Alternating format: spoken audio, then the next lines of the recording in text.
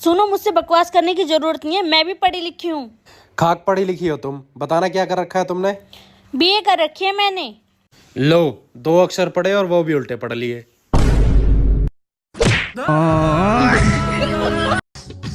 माँ जी। हाँ बहू, आज नाश्ते में क्या बनाऊं?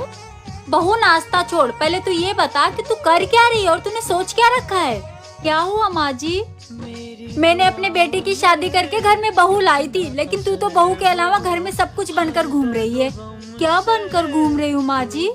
कभी काम वाली बाई बनी होती है, कभी किचन में बावर्ची बनी होती है। मैंने सोचा था मेरी बहू घर में चमक धमक कर घूमेगी, लेकिन तू तो कभी फर्श चमका रही होती है, कभी घर चमकाने में लगी होती है। पर माँ जी, घर का काम तो खत्म करना ही पड़ेगा ना। बहू, घर के काम ना मुझसे खत्म हो पाए हैं ना तुमसे खत्म हो पाएंगे। अभी तुम्हारी नई नई शादी हुई है बेटा, थोड़ा घूमो फिरो, एंजॉय करो, बाद में तुम्हें ये पूरा घर संभालना है। ठीक है माँ जी। अरे मोनी, क्या हुआ? सब ठीक तो है ना? नहीं भाभी, कुछ नहीं हुआ है। अपनी भाभी को नहीं बताओगी? मैं तो तुम्हारी दोस्त हूँ ना, मुझे बताओ सब क्या हुआ। भाभी, मुझे समझ में नहीं आता मैं क्या करूँ। एक तो घर की ऐसी सिचुएशन और दूसरा पढ़ाई का प्रेशर। मैं सोच रही हूँ कि मैं अपनी पढ़ाई छोड़ दूँ और कोई छोटी मोटी जॉब कर लूँ, थोड़े बहुत पैसे कमाकर इस घर की हेल्प कर पाऊंगी। देखो, जिंदगी के हर कदम पे संघर्ष आएंगे और उस संघर्ष से लड़ने के लिए तुम्हें फिजिकली और मेंटली स्ट्रांग होना पड़ेगा। तुम्हें परेशान होने की कोई जरूरत नहीं है, तुम सिर्फ अपनी पढ़ाई पर ध्यान दो। इस घर की टेंशन तुम मत लो, मैं और तुम्हारे भैया है ना, मैं और तुम्हारे भैया मिलकर संभाल लेंगे। ठीक है, चलो अब सोचना बंद करो। ठीक है भाभी, चलो तुम रेस्ट कर लो। और हाँ मोनी, तुम इतनी जल्दी हार मान लोगी तो कैसे चलेगा। माँ जी और पापा जी और पूरे घर की उम्मीदें हैं तुम पर, इसलिए तुम सिर्फ अपनी पढ़ाई पर ध्यान दो। इसलिए ज्यादा सोचने की जरूरत नहीं है, चलो पढ़ाई कर लो। आप जैसी भाभी तो हर घर में होनी चाहिए। अगर आपको वीडियो अच्छी लगी तो चैनल को। भाभी जल्दी आओ, टाइम निकला जा रहा है। सॉरी दीदी, थोड़ा लेट हो गई। थोड़ा नहीं, बहुत लेट हुए हो आप। मजाक कर रही थी।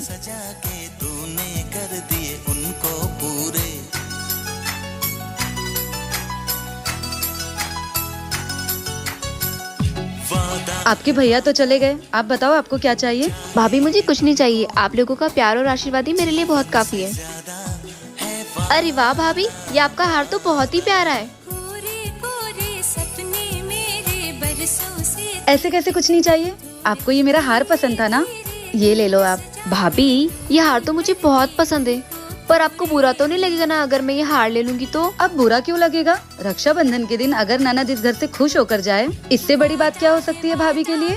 थैंक यू सो मच भाभी, आप वर्ल्ड की बेस्ट भाभी। माँ जी, मैं आपके लिए दवा लेकर आई हूँ, ये लीजिए। अब जल्दी से खाना खा लीजिए और दवा खा लीजिए, आपके दवा खाने का टाइम हो गया है। अरे बहुरिया, तो हम सबका कितना ख्याल रखेगी, कभी खुद के बारे में भी सोचा कर। सुबह से लेकर रात तक सारा दिन मेहनत करती रहती है, तू भी तो थक जाती है ना, तू भी थोड़ा सा अपना ख्याल रखा कर।